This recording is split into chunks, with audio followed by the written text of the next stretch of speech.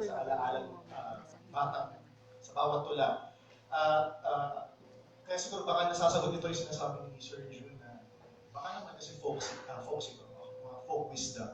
Kasi may binabalikan lagi yung bawat tula. At yun yung memory nung kamamanan. Binubuhay sa atin ito nung Makata. Sa ikatlong punto ko, specific nga ba na kamamanan na nakikita natin?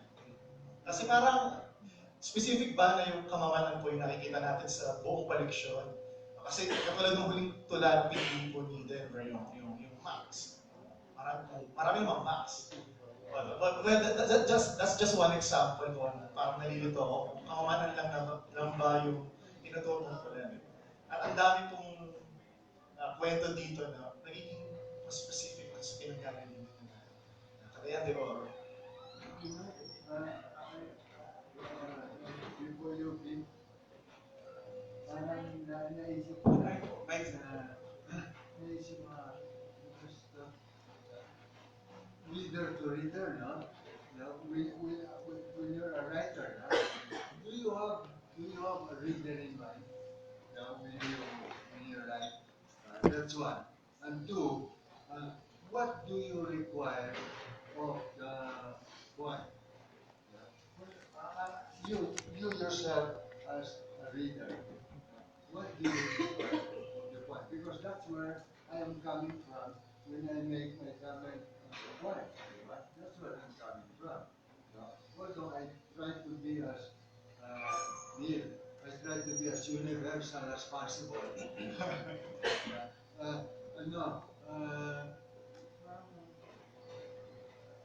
You try to see how you can appreciate the poem. What do you require of the poem? Jimmy, the more particular, the more universal. There are requirements of the poem, but I don't require it of every poem that I read. Yeah. Yes. The more particular, the more universal. Because the more particular, the more real. And only what is real is what can actually produce insight, di ba? So, we focus on the popular poem and sort of spend too much time talking about the problems about that poem. When in fact, we should take that poem in the context of the whole collection. Because we have quite a lot of poems provided by Denver to us.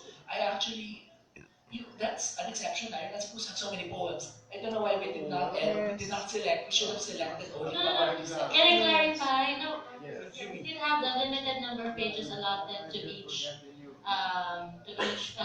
that was in the call for the applications actually. So our allotment is pages, not number of poems. Yes. Okay, so pasok siya sa pero ang dami niya. This has already been cut down, so I asked Denver to select. But you know, I'm actually glad na marami kasi nakita ko yung big picture niya. No? And I'm thinking, ang translation ng word folklore is kaalamang bayan. Yun, ang ganda ng Filipino translation ng folklore, kaalamang bayan. Pasok sa folklore ang mythology, legend, folktale, proverbs, riddles, songs. Sorry, these are the books of the UP Press. They're still the best-selling books of the UP Press. Yun yung proyekto niya, is i-mine yung lore ng isang lugar. At kasama na doon yung chismis about a boy called Dibdib na hindi naman siya masyadong mythological, medyo contemporary story siya. Pareho na rin siya siguro nung may batula about the pie, ka-level na yung pie, tsaka yung Max Fried Chicken poem, yung mga yun, medyo now, here and now. Mas nagustuhan ko yung mga luma. Oo, siguro kasi myth-making, mythopia, no? You're using mythology in a contemporary way and trying to make the myths come to life again and trying to look for wisdom that's not been found yet or no one's seen yet. No? So, gusto ko yung mga nakuha mong mga insights from these old stories. No? And in fact, what you're trying to do is, I think there is, I don't know if I'm a little mistaken about this, there's a confessional element or dimension to the work kasi you come out as a gay speaker now and then or a gay person now and then because you have a gay poem. The very gay poem one, and then the other one could be gay too, yung love story, and the ill man. Parang, you know, you're looking for a lover na mahaba eel, na from a coconut tree or whatever. That may be gay too, no? For all you know. That's also quite gay. So, in the genre of gay poetry, this stands out. This is so folksy. This is so specific. I envy you because you come from a place with all of these stories. Ako kung konti, nakarinig ako ng konti as a child.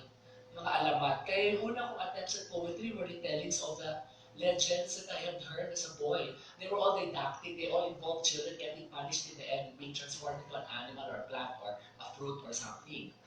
And so when I retold them, I actually subverted those stories. Kasi sabi ko, napaka-didactic, masama-sama ng laging bata pinaparusahan at magiging fruit or whatever. But I like I like the collection. You have a special sensibility, Denver, and I want to encourage it and to protect it and keep on writing. Ang ganda ng mga tula. Tuwan-tuwa ako. Sinabi ko na sa iyo ito kahapon. Kita mo yung attempt mo to rethink the old and to make the old new.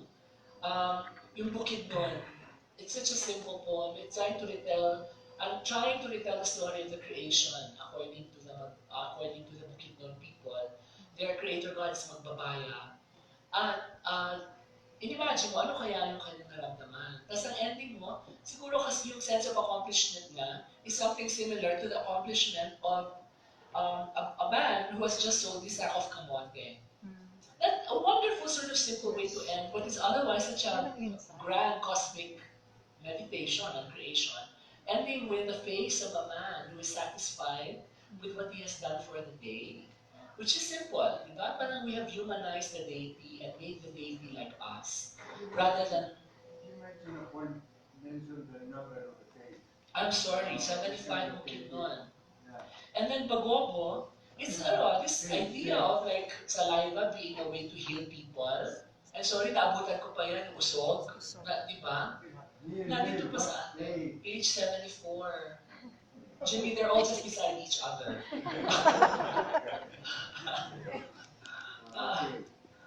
At tapos yung, tingnan mo na, isa-isa na yung mga folk beliefs ng mga tao sa komunidad na yan. Yung paniniwala na yung laway nakakagaling, kahit alam mo mga contemporary tao na to, bakit naniniwala pa doon? Kasi when it comes to a sick person of our family, we will believe in anything just to make him better. We understand that. I'm sure Ronnie would know that too, no? We cling on to what can console and what can potentially heal. Even, I'm sorry, biomedicine is also a faith system too. I don't think it will really work if you don't believe in it. You have to believe in it too. So, and then the parade, yung lasing na umiiyak, nakakita siya ng mga mood ng encanto.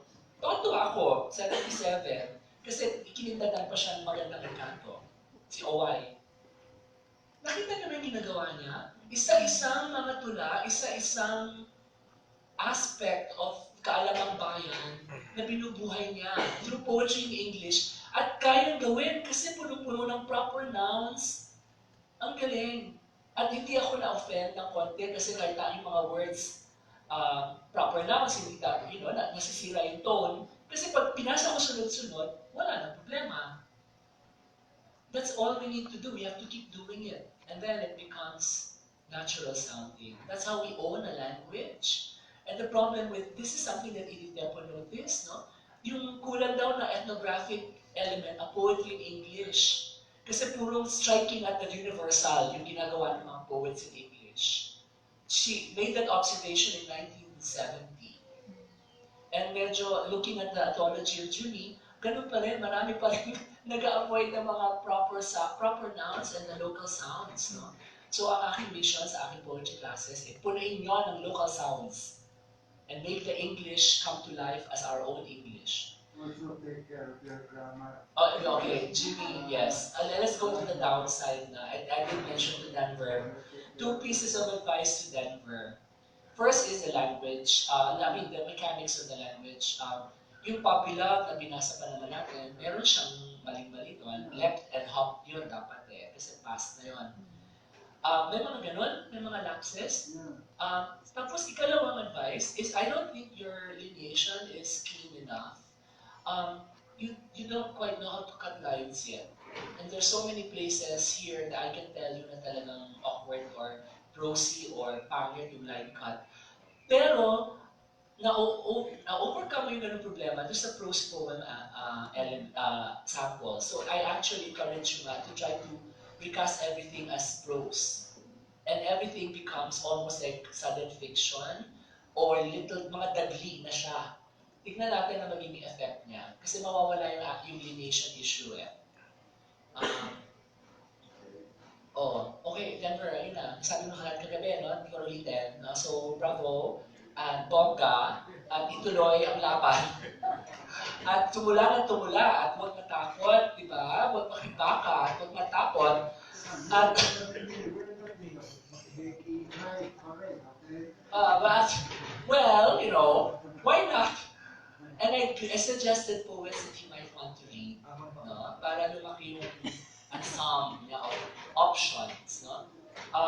You have to read Szymborska, who has the same paucity and economy and simplicity that you have, but she always succeeds. And there's a reason for why she always succeeds. It's because everything is just right. Meaning, everything's in place, all the words are just right. Diba? Ikaw sablay-sablay minsan kasi na may mga grammar issues ka pa, may mga lineation issues ka pa. So yun ang, I think, model na pwede ko sundan. No? I love Szymborska. No? Gano'n lang siya, simple lang lahat ng tula. Oo. Congratulations. Jim, I'm sorry. Punta ka rin sa sabihin. Go. So, sana mag-react sa... What did you want to say? Nalimutan ko na po. Siguro yung muna, nung inarami ko, yung kamanan-ness. Yung kahit na, yung character special quality po, or ng kamamanaan. Bukod sa sinabi ni dadagdag ko na rin yung 4-point ni Alendino Fana. Place po, at saka yung Spoon River Anthology. Napansin ko nga, buti sinabi rin, ayoko sana sabihin yung cut-up prose, may tendency ka sentences lahat ng mga nakikita natin dito. Pag tinignan mo, prose ang prose eh.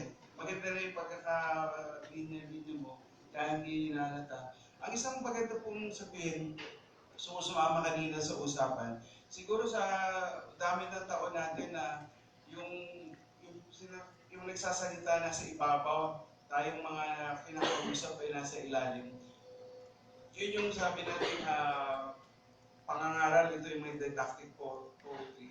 Tapos isa naman, kabaliktad, tayo nasa ilalim, kausap natin nasa taas. Yun naman, yun yung panambitan niya sa pangangaral. Ito naman, yung sa preaching, sa pleading, no? Nakikita natin yung sa dasal, sa mga harana, sa mga kundiman. Yung sinasabi na ng pantay, wala sa taas, wala sa baba, yun yung naglalarawan lang. At sa tingin ko, yun ang isang katangian ng ginagawa mo. Walang pangangaral, walang paglulupasay, no? Hindi nilalarawan mo lang yung paligid. At sa tingin ko, yun yung nahuli mong elemento na hindi lang sa Pilipinas, kundi sa buong Asia. Nakikita natin sa mga tulang Chino, tulang Hapon, at saka iba pang lugar sa Asia.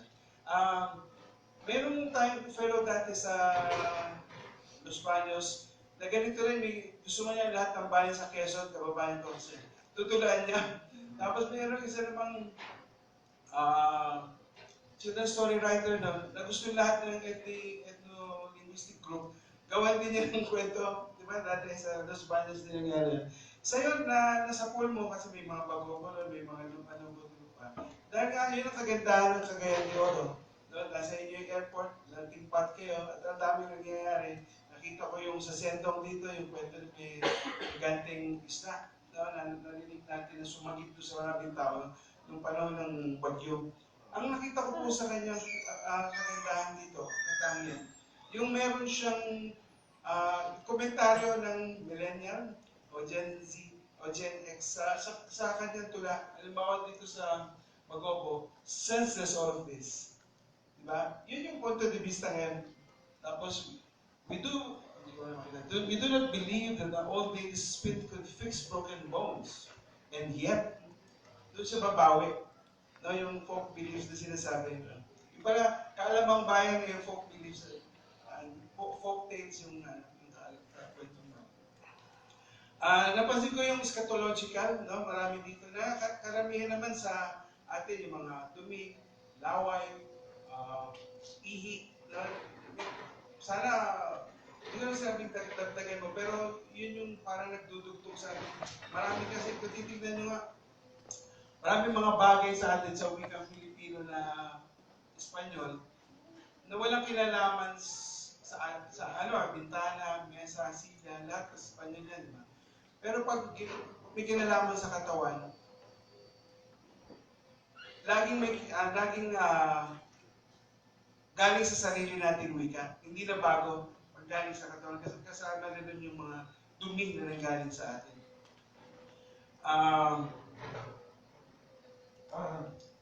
Doon sa, gusto ko rin mag-lap pala sa Papila bukod kay, may special din akong anak kay Ana.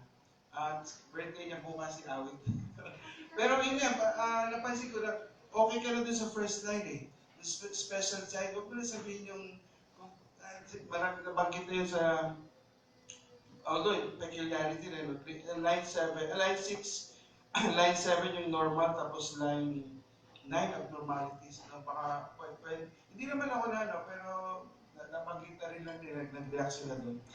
May naalala ko lang ako doon, dito sa kwentong Puppy Love, sa amin, pag namimesta kami sa Lokban, Quezon, may tita doon na nakaupo lang lagi. Maghapon pagdamag, si Ate Aning, siya Aning yung tawag namin doon. Siya daw ay namatanda, na inkanto, o nagkagusto sa kanya, ang isang lamang lupa. Nandun lang sa humihiti na magsabi sarili sa mundo.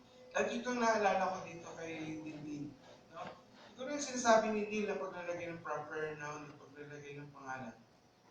Ang nagpapabago dito sa tula mo, kasi pwede mo fufu, ay kung sino ang pangalan ng mga ng special side dito eh. Dito ba talaga si Dindin ang pangalan?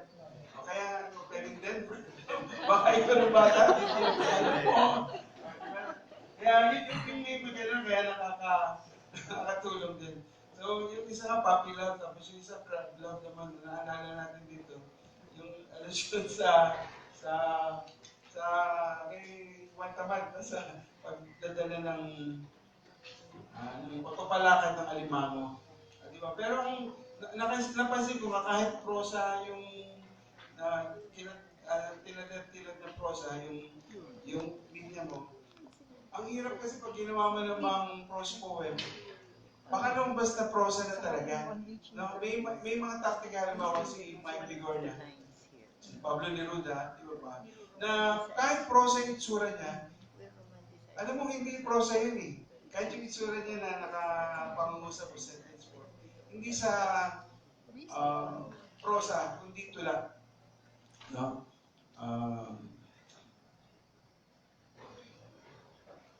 Parang may sinabi rin siya dun sa shape ng past. Nalimutan ko nito sabihin ko. Pero siguro yung tama na yan. Yung kanina, pinapaliwanag. Ayun, poet. Ako din. Pwede rin sabihin. Okay. Anybody else? Yeah, Roland.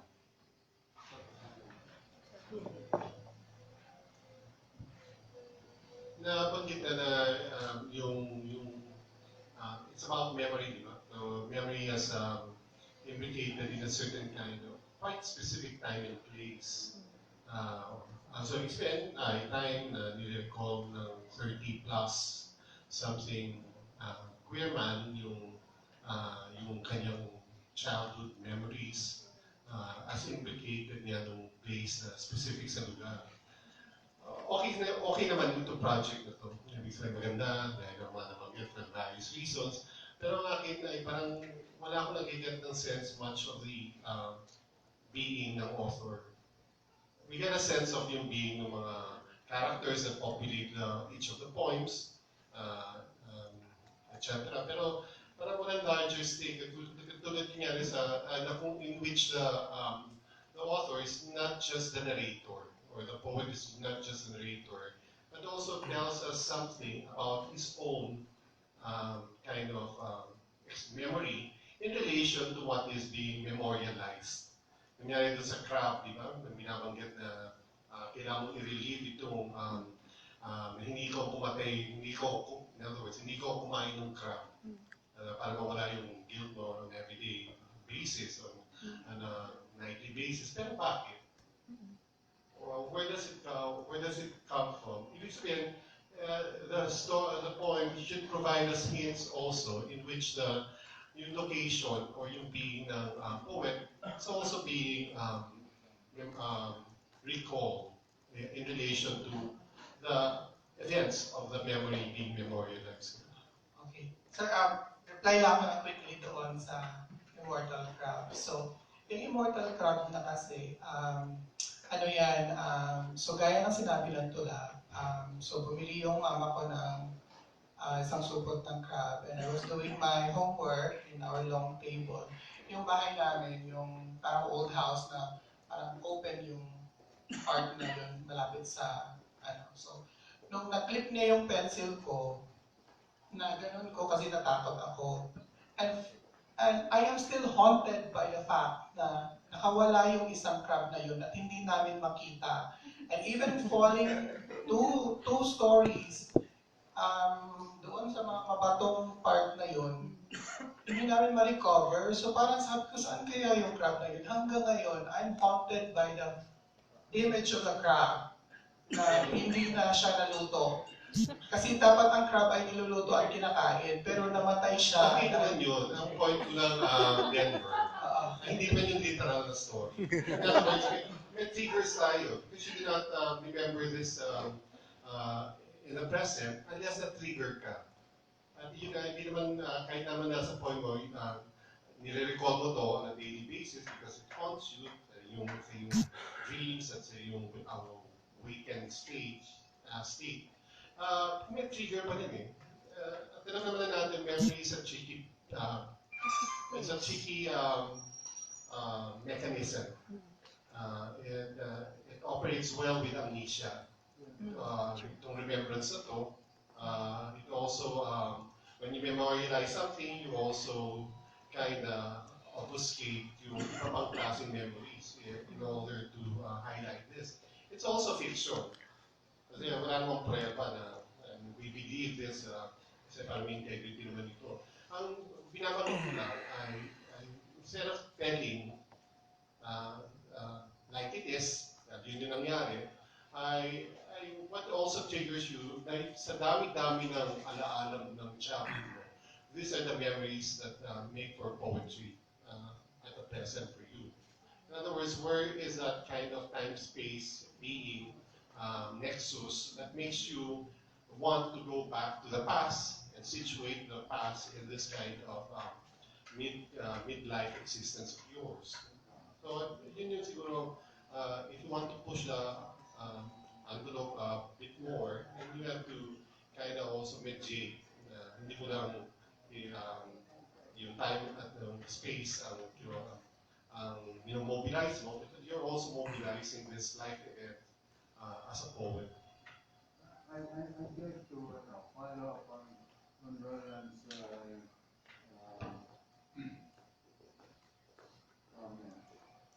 If you look at this poem, the things you realize in your 30s, page 97. The things you realize in your 30s are most often than not useless.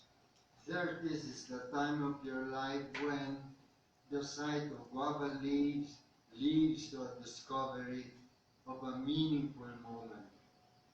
This is the time in the image of a handful carefully chosen young guava leaves dropped in a boiling water years ago has fermented into a memory of love, a father's love for his son. Because the young, you can only see the facade Of anger. because the young, you can only see the facade of anger and nothing more. The young you is only capable of seeing meaning in a harsh speech and nothing more.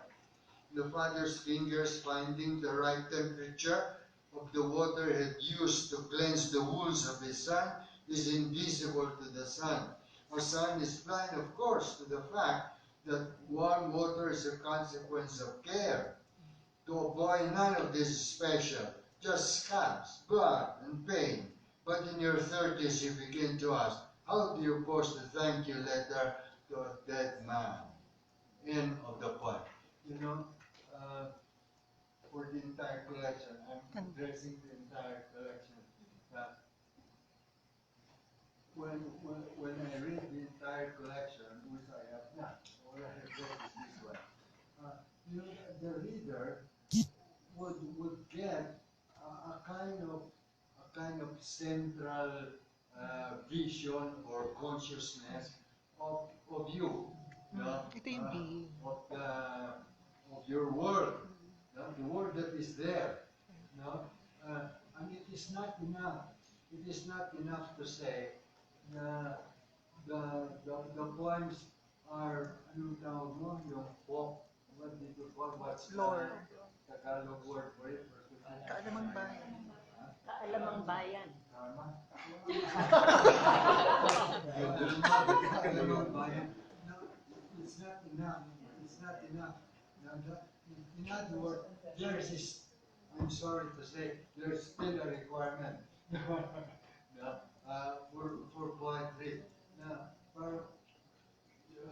And you are responsible for that because you are the writer. What is your vision? Yeah. In other words, that's the thing that will unify the collection. What is your vision? Of us, of humanity. Not just this place. For us as human beings. You know, if you look at this one kaibigan, this has nothing to do with Alaman ng Bayan. This is you. This is your papa and you now in your 30s. How do you write the thank you letter to my papa? You know, personal. So, in other words, war is up the ante, raise the stake. But what's required? Me as a reader, but this is my requirement. My requirement is, I want to have joy with the language. I want joy with the language. That's part of the pleasure of poetry, joy of language. But anyway, that's my own personal Gusto ko rin yung tuladan yun kung ano yung function niya dun sa ganung operation, di ba? Na binabanggit niya. It's very immersed in that. Of course, pero Philippine experience, hope, yung ganun. Kaya yung siguro yung isang dimension nito, dapat nag-usapan na natin yung parang ethnographic, folklore, talagang may dimension of what's inside and outside in this kind of system of knowledge. No? So yung pula na Biyernes Santo, ito yung parang explicit na yung discuss na yung insider and outsider. Na yung tungkol ito dun sa yung mga yung parang brutal yung pananalita ng mga magulang no, sa kanilang mga anak, puputulad ng mga binti pa, no, kung lalabas ka, ganyan. Pero hindi maintindihan ng outsider. No? I mean, that's such a brutal, harsh language, no? But it's somehow an expression of care, love, no? For the children. No? So we discuss ito yung the position of the outsider and how the outsider cannot understand these words, these very harsh, violent words directed towards children when they mean actually, love and caring, for the children. So, ngayon so you can actually, it explains, the outsider could not see the fear of the parents. So, of course, They fear that if their children break a bone or bruise an elbow, it would not heal or go away like a stigma. So ito yung pinag-iisipan ng mga magulang bakit talagang ganun ka hindi yung kanilang pagpapawat na lumabas. Dahil yung paniniwala hindi gagaling yung sugat ng anak. So from an outsider. Ngayon, yung parang complexity ng outsider position dito ay lumilitaw na sa susunod na mga stanzas. No? When the voice, the narrator of this poem, says towards the end, perhaps all this time across the archipelago there is really an outsider who keeps on whispering to children's ears. No? Na sinasabi sa kanila, okay na, pwede na kayong lumabas, tulog na yung mga magulang ninyo. Kaya pinag-isipan ko rito, parang iba na namang, parang it's as if the outsider was already inside that culture. Na yung mga bata, they're just waiting for their parents to sleep and then they go out and play. So yung complexity of the outsider position here is quite interesting. Hindi ko lang alam if it's actually a sophisticated idea of what outsider is, both inside and outside. Pero this play of inside and outside is in all the poems. It's all in all the poems. Yung kwento ng nanay ko, kwento ng so we could also read that, not the English language. So I think implicit it's a buong collection. What is the outsider doing here? And what is the story? Where is he getting his stories? And what is his position in relation to these beliefs? Na dito nilalaro dito sa tula na Biyernes Santo. Okay, very I'm going back to form. Kasi ginagawa ni Denver ay serial poetry. And then parang hinihingi ng serial poem sense of design. Kailangan mag-decide ka doon sa design ng iyong poem. Kasi it's a worlding of Kagenyo Orba. So mga tao from ilalim ng lupa, mga maligno to the real person.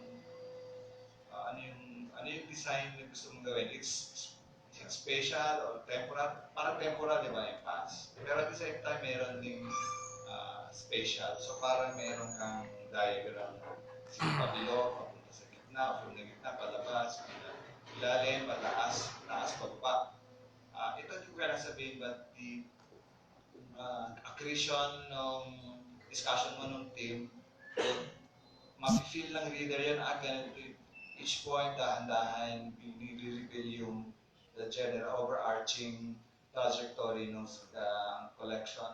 And then as you move along, siyempre meron pataas, may pababa of thematic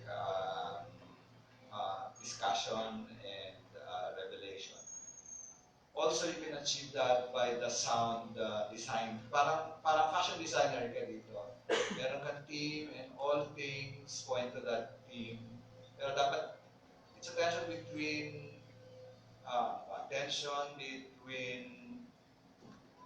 similarity and variety. Parang ganun yung kasi kung masyado pare-pareho, boring naman. Kung masyado namang magulo, hindi mo naman makuha yung theme. So it's really a balancing act between those tensions, thematic, sound design. Kasi yung diction mo dito walang unity. Hindi mo malaman kung mamaya kaalamang bayan, mamaya modern, mamaya. So walang conscious effort to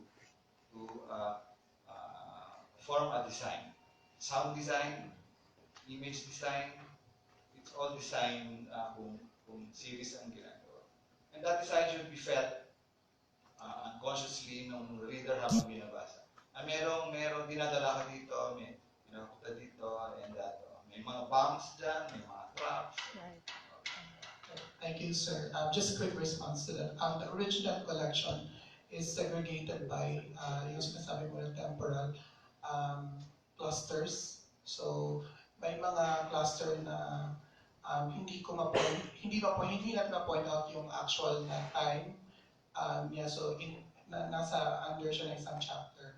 meron din para sa future, meron din para sa past, meron din para specific sa 90s. At saka may special doon na parang chapter na or cluster ng poems na mid-30s. So yung lahat ng iyan. So I think because what we are constrained by presenting the 24 poems as a whole, as one, because of the page requirement. But in the original manuscript, there is that kind of clustering. Thank you for pointing it out.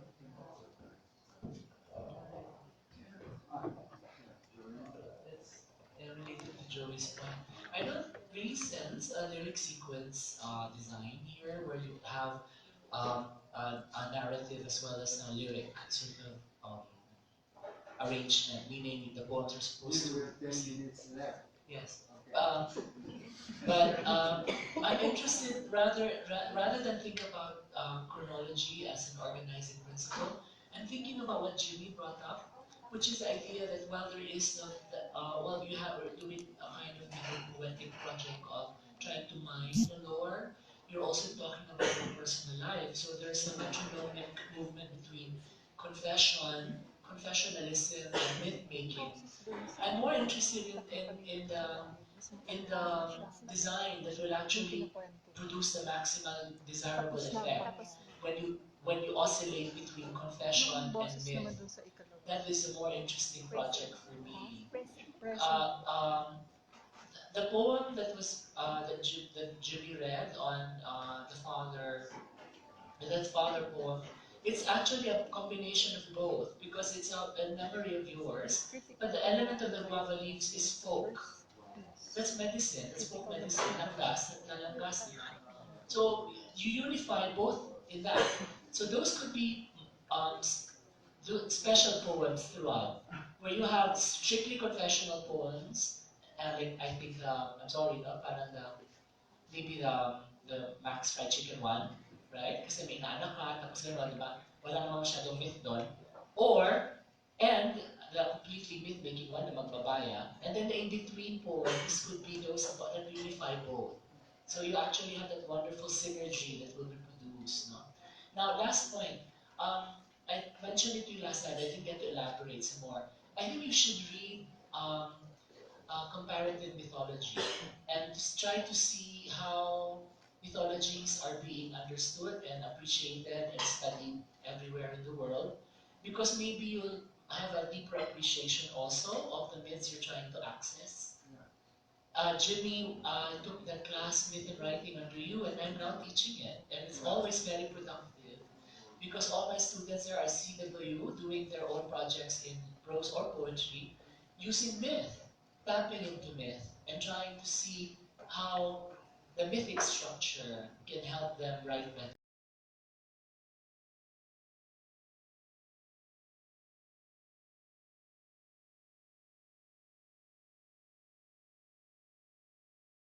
Special project you have, and you're so fortunate to have that childhood, to have had such a childhood. Jimmy. Ang dating sa akin, nakakakulit ako kasi yung gumawa ng tula, malinaw naman nagkahit sa Southern Philippines na ako taga Norte. Meron agad na organic connection sa folk tradition. Sabi mga Ilocano, meron din. Halimbawa yung salayba na paggamot na sa mga Tagalugan, di ba, kung sa mga nausok.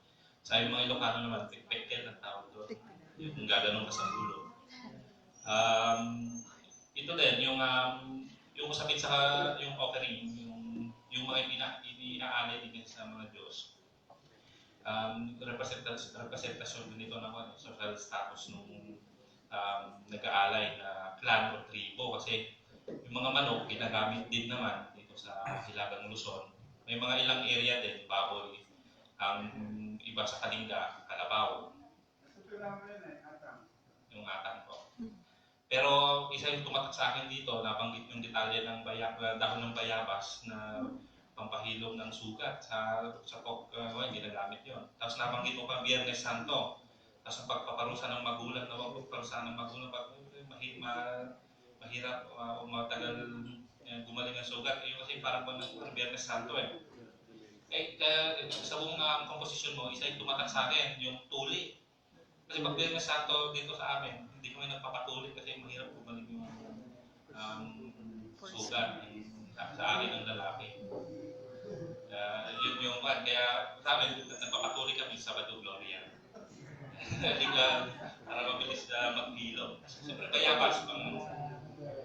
Yun yung na-appreciate ko sa obra mo. Organic. Organic ba?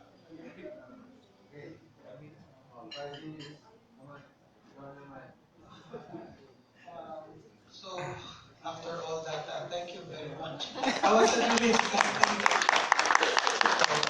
but salamat sa lahat. And I've taken note of your feedback and we'll think about it.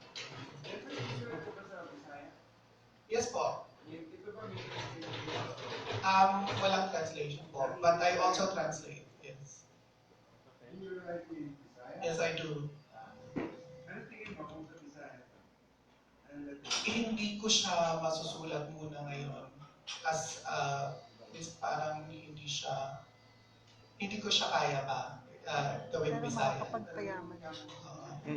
No, kasi I'm conscious may tradition doon na hindi ko masyadong alam. So, Cebuano and Cagayan de Oro. So, halo po. Salamat po.